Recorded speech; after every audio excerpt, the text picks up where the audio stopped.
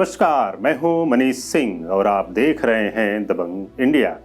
अगर आपने अभी तक हमारे YouTube चैनल को सब्सक्राइब नहीं किया तो सब्सक्राइब जरूर करें और उसके बगल में बने घंटे को भी क्लिक जरूर करें ताकि अगले वीडियो का नोटिफिकेशन आपको समय से मिल सके। एक झूठा केस किसी की जिंदगी को कैसे बर्बाद कर सकता है, इसका जीता जागता उदाहरण है विष्णु तिवारी।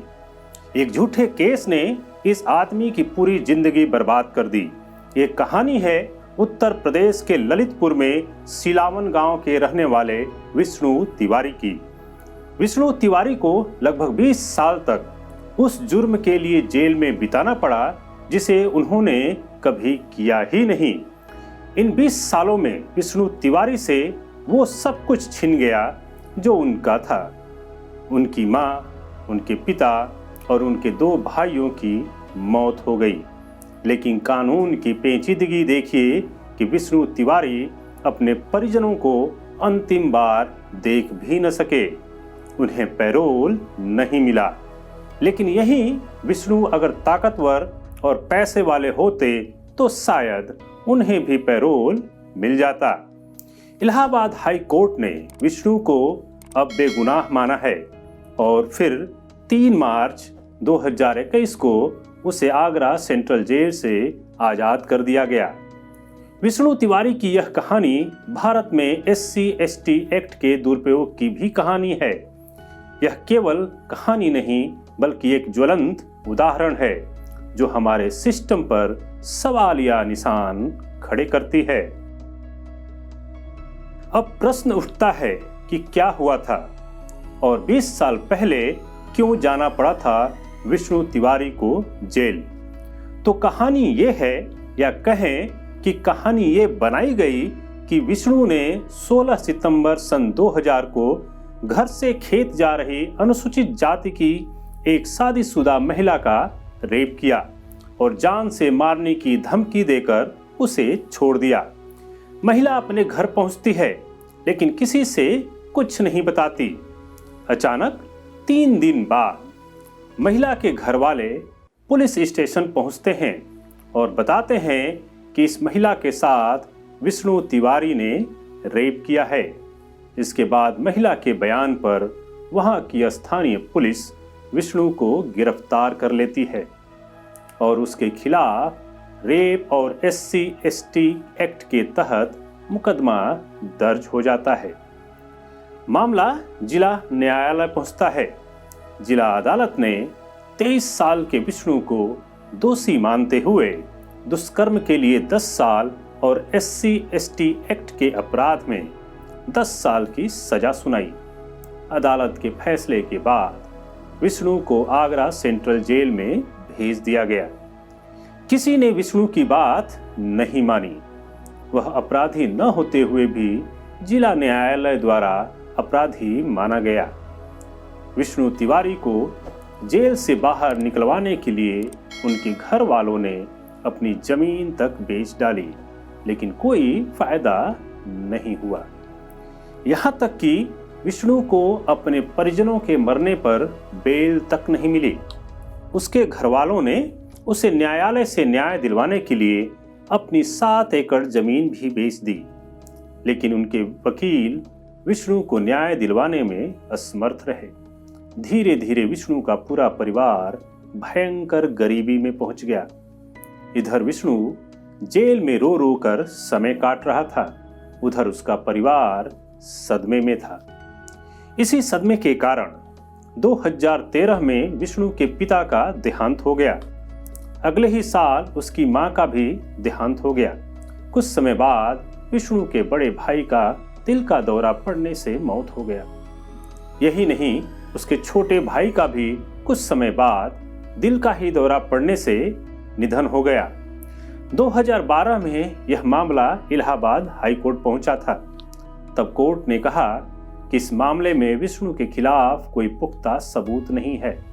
कोर्ट ने इस केस के जल्द निपटारे की बात कही, लेकिन यह मामला लटका रहा।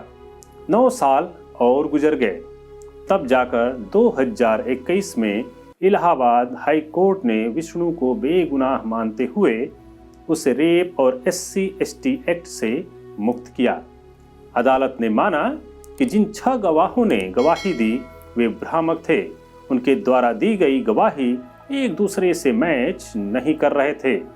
अदालत ने यह भी कहा कि पुलिस ने जो मेडिकल रिपोर्ट दाखिल की थी उस रिपोर्ट को बनाने वाले डॉक्टरों ने बहुत साफ लिखा था कि महिला के साथ कोई जोर जबरदस्ती नहीं की गई और न ही कोई ऐसे निशान पाए गए।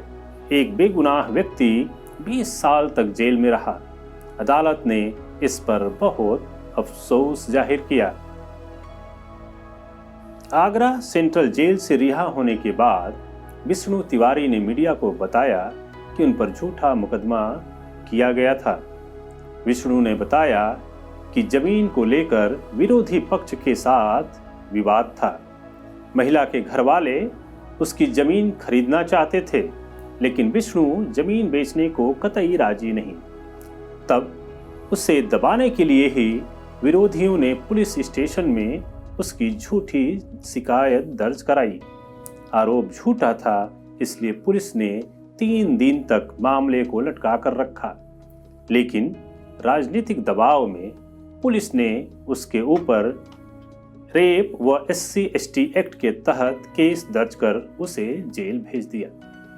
विष्णु जब जेल से छूटा तब उसे कोई लेने नहीं आया। जेल में ही विष्णु के भाई से बात कराई गई।